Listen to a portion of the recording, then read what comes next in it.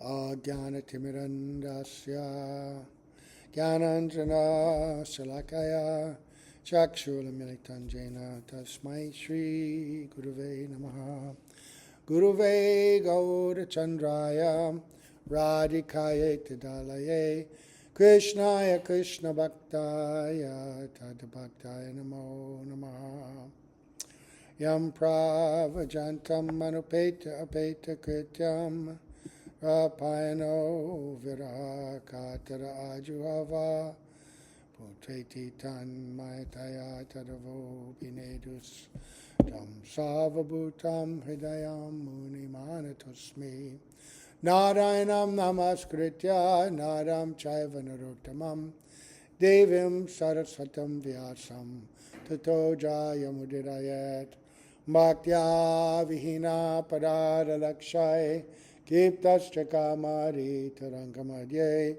Kripa Maitvam Sharanam Prapanna Vrinde Namaste Charanarvindam Tavevasmi Najivami Tvayavina Iti Vigyaya Radhe Tam Nayanam Charanandike Vancha Kalpatarubhascha Kripa Sindhubhya Evacha Patitanam Pavanebhyo Vaishnavebhyo Namo Namaha. So, we're going to begin by offering our most humble obeisance unto the lotus feet of our beloved Gurus, unto Sri Guru Pada Padma Nityalita Bhavishta, Om Vishnupad Asta Tarsat Sri Srimad Bhaktivedanta Swami Maharaj Srila Prabhupada, and Sri Guru Pada Padma Nityalita Bhavishta, Om Vishnupad Asta Tarsat Sri Srimad Bhaktivedanta Narayan Goswami Maharaj, unto our exalted Rupanuga Guru Varga, all the assembled Vaishnavas and Vaishnavis. Okay, so, as I said, because the appearance day of Lord Balarama is coming up, actually so many things are coming up. This is going to be a packed month.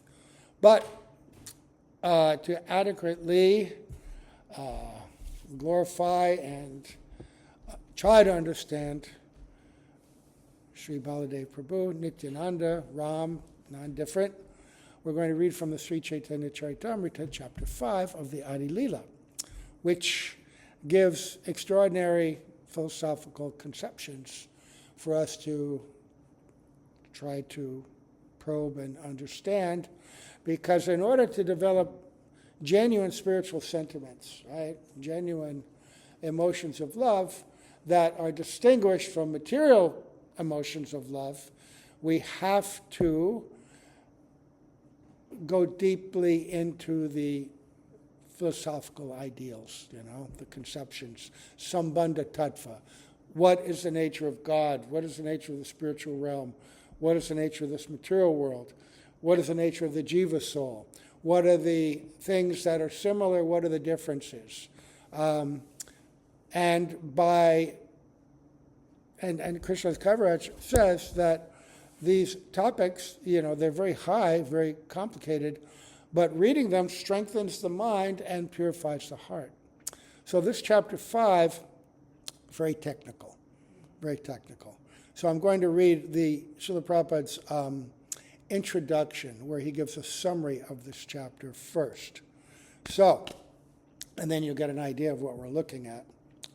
So he says, and we always begin by offering obeisance under the lotus feet of our beloved Guru, Srila Prabhupada, our beloved Guru, Srila Bhaktivedanta Narayan Goswami Maharaj, all the assembled Vaishnavas and Vaishnavis.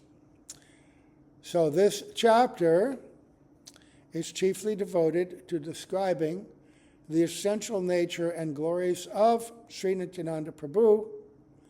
Lord Sri Krishna is the absolute personality of Godhead, and his first expansion in a form for pastimes is Sri Balarama.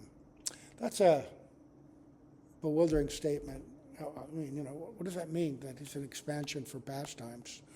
There are many different levels to understand that. One is that the very nature of the existence of the absolute truth, people say, why is there God? How is there God? Who is God? What is his purpose? Srila Gurudev sometimes would begin his lectures when he went to the West with this very simple phrase, God is love and love is God. But love isn't just an independent abstract principle or emotion. Love is the experience that takes place between two persons. You can't have love without more than one. There's got to be an object of love and the reservoir of love. And they can be interchangeable, right? I may love somebody and they may love me. I may show love to them, they may show love to me. But in the spiritual realm, everything comes about. Krishna manifests himself in two forms, as Sri Krishna, as Srimati Radhika. Radhika is the reservoir, the abode of love. Krishna is the object of love. Radhika is the embodiment of the principle of Shakti. That is, Krishna has desire, Radhika is the potency by which everything is accomplished.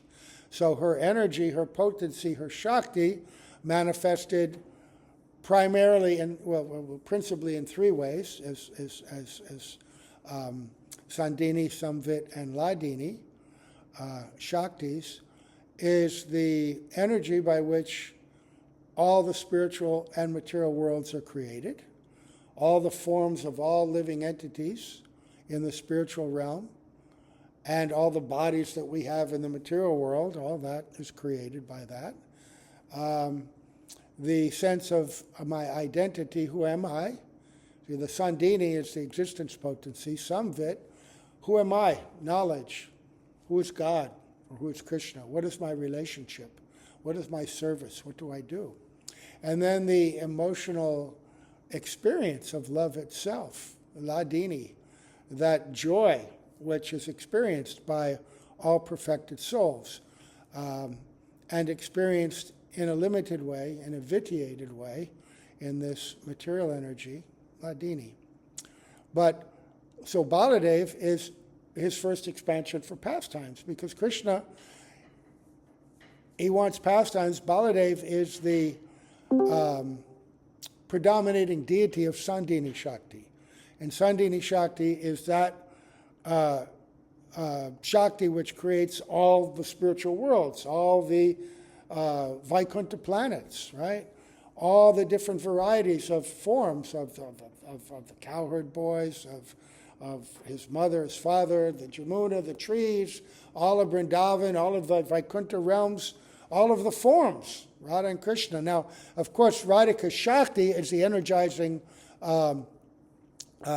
potency, but Baladev is the Lord of that energy.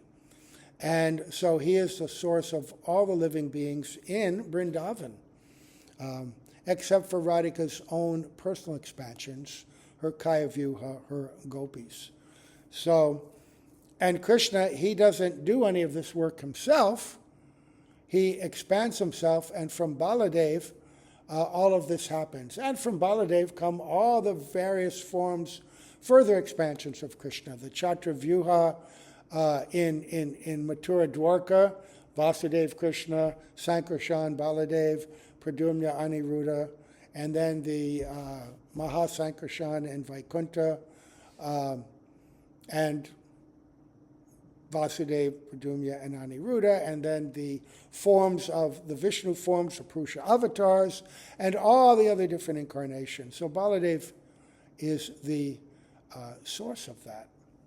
And he is also embodies the principle of service, right? He's the creator of all living entities, and we have that innate tendency to serve Krishna.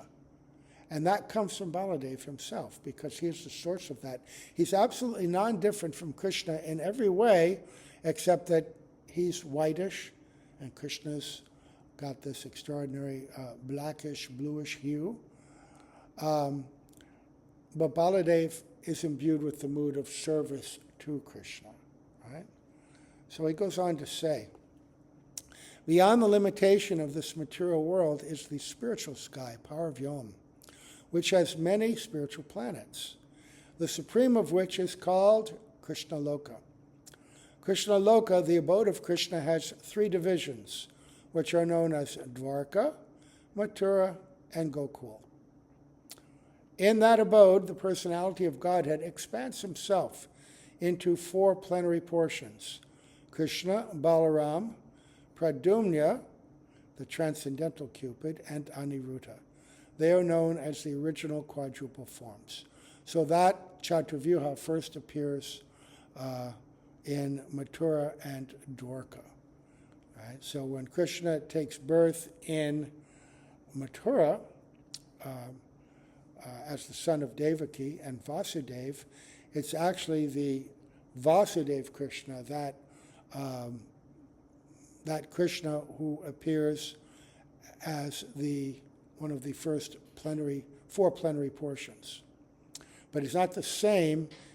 By tattva, by philosophical consideration, he's non-different from the Krishna in Vrindavan, but by pastimes and by mood, he's different.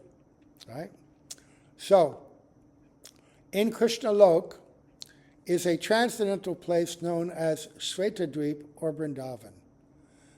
Below Krishna Lok, in the spiritual sky, are the Vaikuntha planets. On each Vaikuntha planet, a 4-handed Narayan, expanded from the first quadruple manifestation, is present. The personality of Godhead, known as Sri Balaram in Krishna Loka, is the original Sankarshan.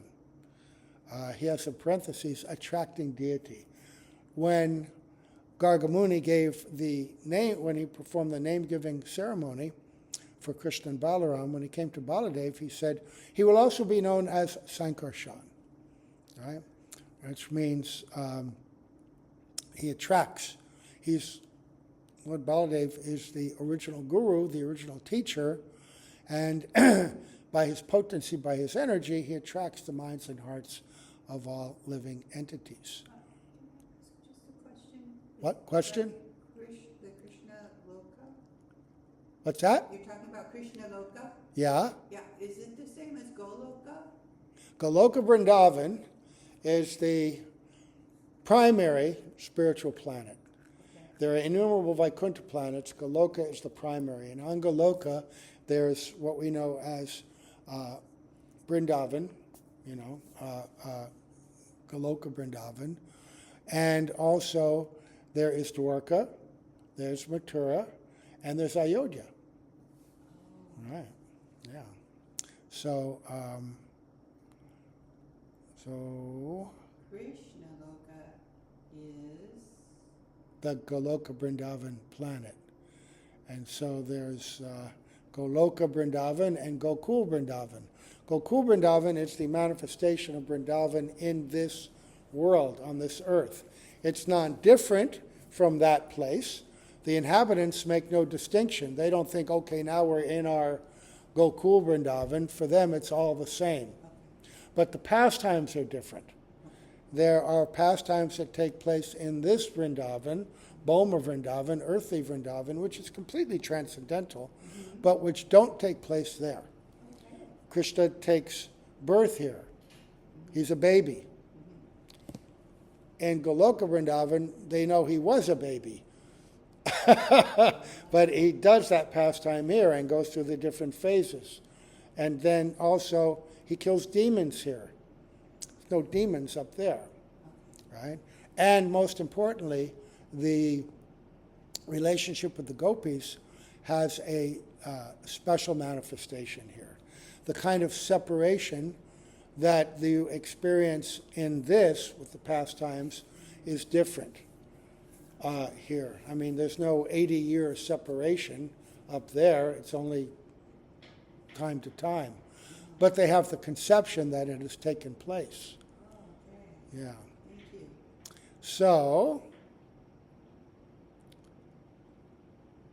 So by his internal potency, Mahasankarshan, that's Baladev, the expansion in the Vaikuntha planets, who resides in one of the planets, I cut into the wrong sentence. The personality of Godhead known as Sri Balaram in Krishna Lok is the original Sankarshan. And from this Sankarshan expands another Sankarshan called Mahasankarshan, who resides in one of the Vaikuntha planets. Sometimes that original Sankarshan is called Mula Sankarshan. Mula means root, right? The original. Like that big white daikon vegetable. In India, they call it muli, root. So, by his internal potency, Mahasankarshan maintains the transcendental existence of all the planets in the spiritual sky, where all the living entities, all the living beings, are eternally liberated souls. The influence of the material energy is conspicuous there by its absence. On those planets, the second quadruple manifestation is present. So, he says something interesting. By his internal potency, Mahasankarshan maintains the transcendental existence of all the planets in the spiritual sky, where all the living beings are eternally liberated souls. Some people sometimes have the conception that we have fallen from the Vaikuntha planets, right? That somehow or other the eternally liberated soul, full of love of God, whether he worships the Lord in his form as Lord Narayan or one of the different other forms that we know, or whether he's worshiping Krishna as Dwarkadish Krishna, as Mathura Krishna, or Krishna in Vrindavan, they think that somehow that we can fall from there. But if you read, especially the 7th canto, in the discussion of Yudhishthira and Narad Muni, Yudhishthira says, how is it possible that anybody could fall from Vaikuntha? And Srila Prabhupada discusses it in detail. No, it's not possible. But he has said that we have come from Vaikuntha, or the spiritual realm.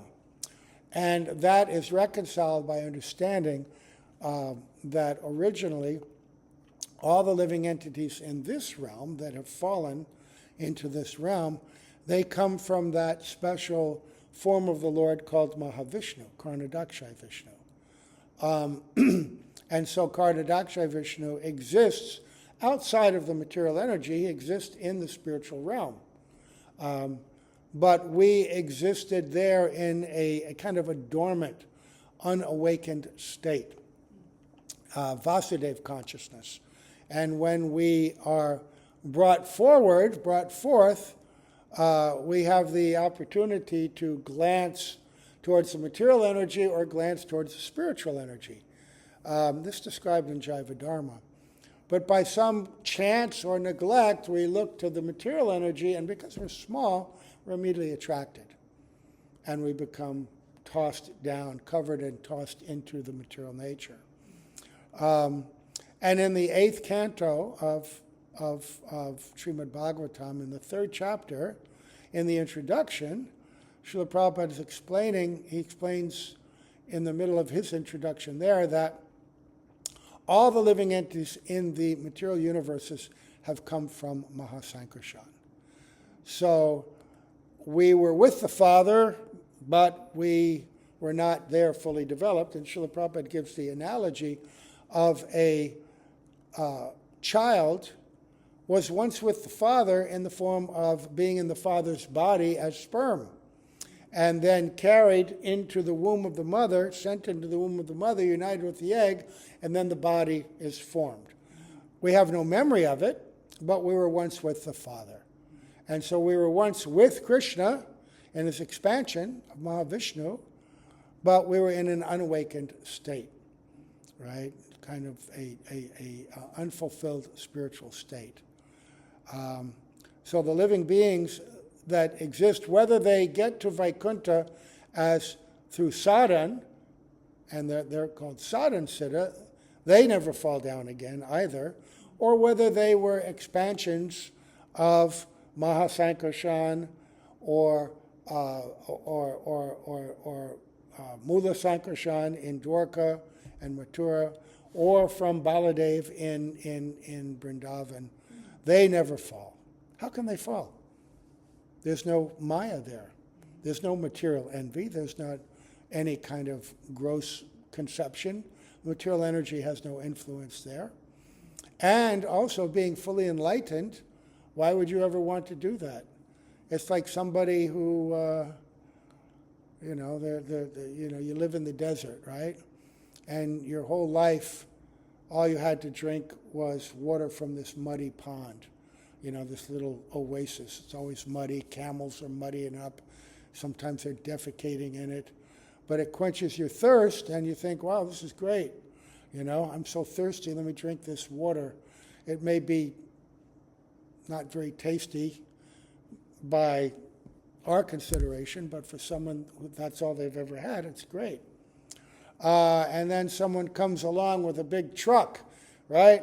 And it's a refrigerated truck, and they've got this water from the Ganga, it come right out of the mountain. It's freezing cold, it's clear, it's clean, it's super tasty. Try this water. Once you try that water, that other water is never going to appeal to you at all. And if all you've ever drunk was that kind of water, and somebody brings you to the desert and say, you want a cup of this? And they show you that nasty stuff with stuff floating in it, and you've got this, why would you ever want that? You never would, right? They're enlightened. They're fully in knowledge. They're fully in love. What does the appeal of any of this have to them? None, right? Nobody falls from the spiritual world. And you can read 7th Canto. Srila Prabhupada says, in conclusion, it's understood no one falls from the spiritual world. But he sometimes say we have come from there, in the sense that we've come from Mahavishnu. He is fully Satchidananda transcendental. Outside of the material realm, he never touches the material energy. Also in Krishna book, in the chapter of Nanda Maharaj, when Krishna liberates him from the snake, Srila Prabhupada, in his narration, there's a description also of Krishna showing the cowherd men the spiritual realm, and then Prabhupada says, and then we will go back, and he talks about the living entity being perfected, and he says, so then we will go to the place where Krishna's pastimes are, and then we'll see Krishna and be with him for the very first time. So it's pretty unambiguous, right? But we're influenced. See, the Judeo-Christian conception is that we've fallen from heaven, right? And so that influences our conceptions, our narrative. It's, bias, cognitive bias. So, outside of the Vaikuntha planets is the impersonal manifestation of Sri Krishna, which is known as the Brahmaloka. On the other side of the Brahmaloka is the spiritual Karana Samudra, or causal ocean. Right? The material energy exists on the other side of the causal ocean without touching it. In the causal ocean is Mahavishnu, the original Purusha expansion from Sankarshan. This Mahavishnu places his glance over the material energy, and by a reflection of his transcendental body, he amalgamates himself within the material elements. That is Lord Shiva, Shambhu. That is Shambhu Tattva. It's a special expansion of Sadashiv, this is how the Lord activates the material energy, which is in the form of Durga. Shambhu and Durga are the special expansions of Mahavishnu and Ramadevi, his goddess of fortune. And this is described in some detail in the Brahma Samhita and with the purports of Jiva Goswami. And Shambhu is that special form. It's described to be like yogurt is a special form of milk, right? When it's activated by a particular ingredient, it becomes yogurt. So it's not different from milk, but it's not milk. It's not milk. And so in order to interact with the material energy, a special form of the Lord has to be there, because the Lord never touches the material energy. He never touches it. Sankarshan takes that form, and he becomes a form of the Purusha in the material energy, and he is the embodiment of the time factor. And the time factor is that which awakens the material energy. The material energy is the energy of Durga, or his consort Parvati, and she is the source, and the Shakti, when she becomes activated by the desire carried by Shambhu, then her own desire, to fulfill that desire, manifests the material ingredients, step by step. First activated by time, the modes of material nature become agitated. And then by the modes of the material nature, acting on this Mahatattva, then one by one the material elements begin to manifest. The objects of the senses and the senses themselves manifest, and then from that, all the ingredients for material creation are there, right? Anyway, that's very detailed. That's just a quick, tiny overview. In Bangalore, when it would be, Shivaratri Day, we would read the Brahma Samhita, we would read the Bhagavatam, we would spend a couple of weeks reading all these things about Shiva Tattva. And then Giridhara Maharaj was there, Venugopal from Canada, all these devotees. Sannyasi Maharaj was there sometimes, He used to be Chaitanya from South America, all these devotees were there. And we churn this tattva. It's amazing. But the point being that Mahavishnu is beyond the material energy. The material energy never touches that. There's a line called, the Tatashta, that barrier or line between the material and the spiritual, but it actually isn't a physical or detectable thing. It's just a difference between the spiritual and the material. Anyway, and so Mahavishnu places his glance over the material energy, and by a reflection of his transcendental body, he amalgamates himself within the material elements. As the source of the material energy elements, the material energy is known as Pradhan, and as the source of the manifestations of the material energy, it is known as Maya.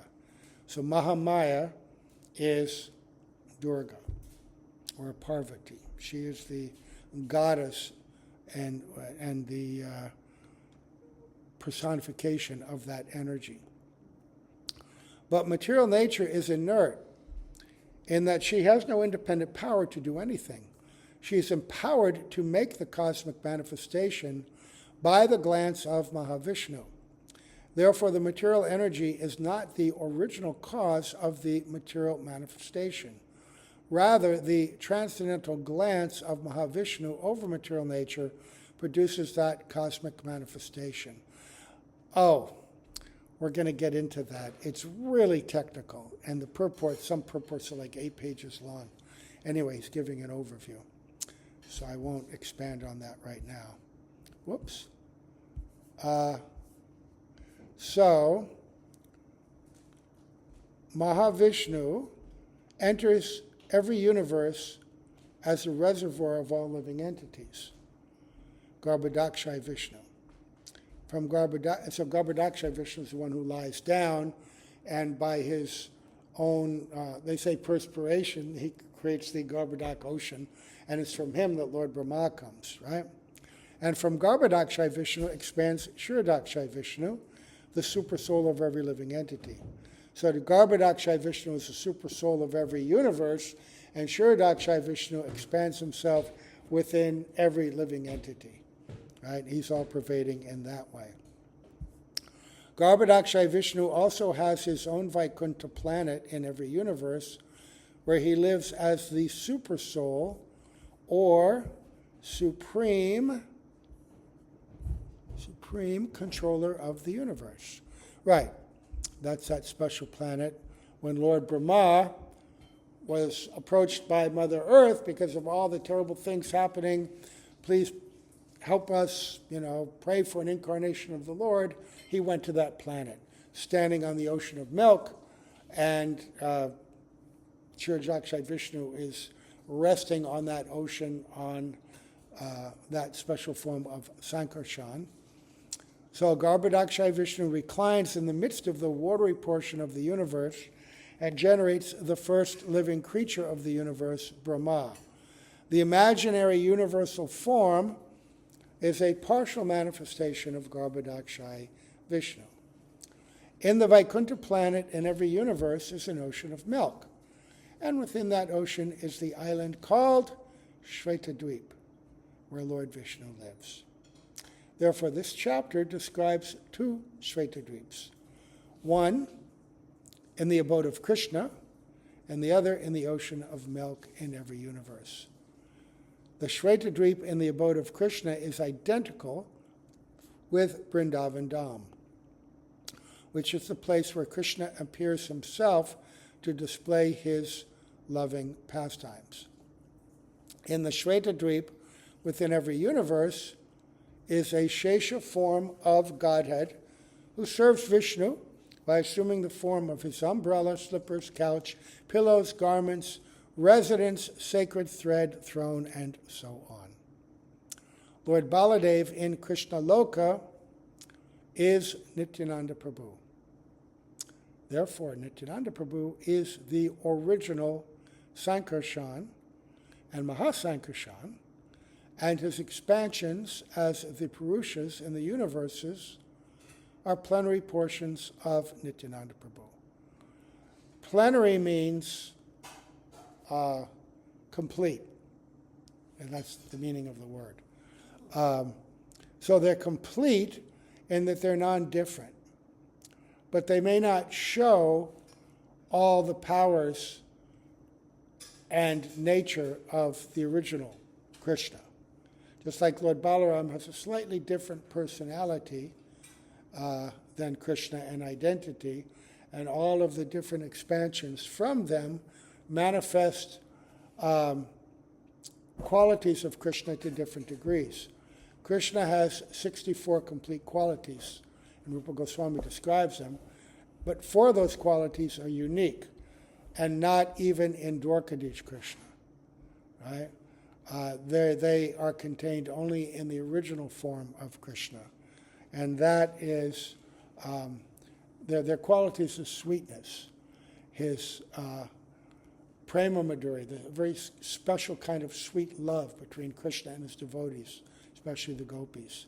Rupa madhuri, he has a beautiful form that is so sweet and so unique that no one in Dwarka could ever conceive of it. One time, he manifested that when he was in the Nava Vrindavan, and in great separation, they made that semblance of Vrindavan to try to soothe him. And when he awakened from his unconscious state, he saw this place that looked like Vrindavan. He saw golden forms of Mother Jashoda, his father, the gopis, and stimulated in his heart was the idea, oh, I'm in Vrindavan. And immediately showed the threefold bending form, which no one had ever seen, Tribhanga Lalita in Dwarka. When everybody saw that, they were absolutely astonished. Because he's very beautiful in Dwarka, but not as beautiful as Vrindavan. So Rupa Madhuri, Lila Madhuri, the kind of pastimes that take place in Vrindavan are so sweet and so unique. Again, outside of Vrindavan, no one can conceive of them. Only Krishna performs them in Vrindavan. And his flute, the beauty of his flute, Venu Madhuri, right? That the charming flute song which enchants and captivates the heart of all the living entities in Vrindavan, that doesn't exist in Mathura anywhere else. And so the different expansions outside of Vrindavan manifest different degrees of the qualities. But in Vaikuntha, there's no intimacy and no sweetness. In Dwarka, there's some intimacy and some sweetness, but it's still covered by the idea that Krishna's God. And so the intimacy and the confidentiality of the love that exists there in Vrindavan can't find full expression in Dwarka or Mathura. And in Vaikuntha, you won't see a trace of it. And yet, it's the same Krishna, but he's expanding himself differently to interact with different kinds of devotees who have different moods of love, who want to serve him in different ways. The inhabitants of Vaikuntha, they can't understand the pastimes in Vrindavan. And Gopakumar was in Vaikuntha. He was maintaining his cowherd boy form. He has not fully realized yet, but he wanted to be a cowherd boy. And they said, why do you want to be a cowherd boy? Be like us. Dress opulently, wear beautiful ornaments, have 4 arms. What can you do with only 2 arms? Our Lord is so great, so opulent. You know, it makes sense that people would want to worship God in opulence and awe and reverence, right? It's very natural to think of God like that. But the depth of love in that mentality is not as deep, because the love of Vrindavan is uninhibited by the conception that he's got. Anyway, that's described in chapters 3 and 4. So Lord Balaram, he's Shesha. Lord Baladev in Krishna Loka is Nityananda Prabhu. Therefore, Nityananda Prabhu is the original Sankarshan and Mahasankarshan. And his expansions as the Purushas in the universe are plenary expansions of Nityananda Prabhu. We heard the word Shvetadweep. Sometimes the word Shvetadweep refers to that place in Goloka Vrindavan. That's the place of Mahaprabhu's pastimes, right? Because as Mahaprabhu, all that we read about in the Chaitanya Bhagavat, Chaitanya Charitamrita, those pastimes, Nimai, the son of Mother Shachi and Jagannath Mishra, that also exists in a special place, right, in Goloka Vrindavan, known as Shvetadweep.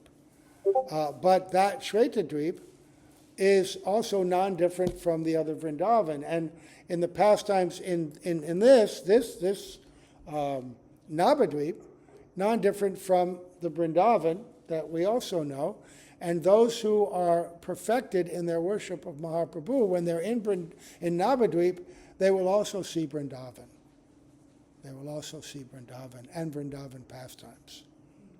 Anyway, that's very high, very confidential, a little bit beyond us, but something we can hear about and become intrigued and attracted to. So the last paragraph. In this chapter, the author has described the history of his leaving home for a personal pilgrimage to Vrindavan and his achieving all success there. In this description, it is revealed that the author's original paternal home and birthplace were in the district of Katva, in the village of Jamatapura, which is near Naihati.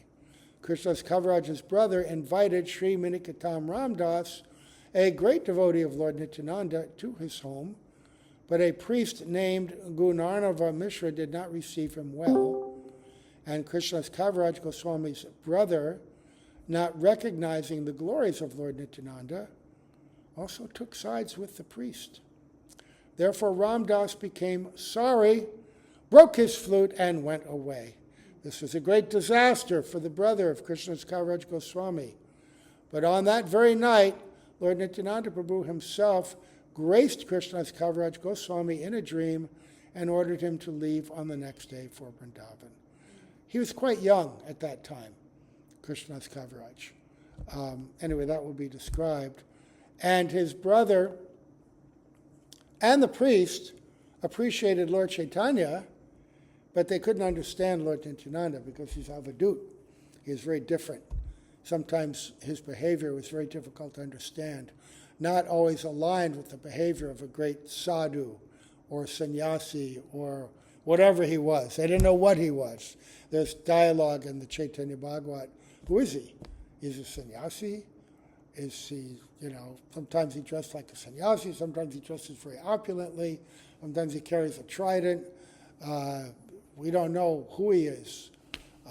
Sometimes he wanders around naked. They can't understand his behavior. And so sometimes there's criticism of him by people who are unenlightened. But if you think that you can honor and serve Mahaprabhu but neglect or criticize Lord Nityananda, you have no access. In fact, your opportunity to serve Lord Chaitanya will never come. You can only approach him through Lord Nityananda. We have that pastime of Raghunath Das, who was so unable. He wanted to be with Mahaprabhu, but he couldn't do it. He was thwarted at every step, even though he had great love, and Mahaprabhu had great love for him. So the pastime of the Panihati festival, where he went to see Lord Nityananda, he got the mercy and blessings of Lord Nityananda, and the further mercy and blessings on the order of Lord Nityananda of all the Vaishnavas, based on the fact that he had ordered Raghunath Das, serve the Vaishnavas, and then you'll get my mercy. And then Mahaprabhu came, and it's all based on the principle of Guru Tattva. You can't approach the Lord independently. We always have to go through Sri Guru, and that also means the servants of Sri Guru. We serve the Guru and we serve the servants of the Guru. In this way, we can gain the grace and mercy of the Lord. Yeah, so he left. He couldn't tolerate that his brother, when the priest criticized Lord Nityananda, Minikatam Ramdas became furious, and his brother didn't object. So he went along with it. And so Krishna's Kaviraj, even though he's a young man, he thought, I can't stay here, so he left. And that night when he was resting under a tree, Lord Nityananda said, I'm so happy with your behavior. Go to Vrindavan and all your desires will be fulfilled, your destiny. And he stayed there under the guidance of the Goswamis, and especially Raghunath Das. And then in his old age, he also became a mentor and guru for Narottam Srinivas Shamananda. And in his old age, he wrote the Chaitanya Charitamrita. It wasn't the first book. It was written after Chaitanya Mangala, after Chaitanya Bhagavat. But it's very special. In this book, the comprehensive philosophy of Srimad Bhagavatam is described. This is considered like the commentary on Srimad Bhagavatam, this book. Okay, so we should stop here, and we will pick up with text 1 tomorrow. That'll be interesting. That's an overview. Okay. All right. Now let's get back to this and say, Haribol, Haribol. All glories to Sri Nityananda Prabhu, Sri Baladev Prabhu, Panch Tattva. This whole first section of the Chaitanya Charitamrita is about Panch Tattva, the complete absolute truth. And so this Nityananda Prabhu, earlier with the description of Mahaprabhu, then Nityananda, then there'll be some description of Advaitacharya, and then the whole Panch Tattva. Okay. Go Premanande, Hari Hari Bol.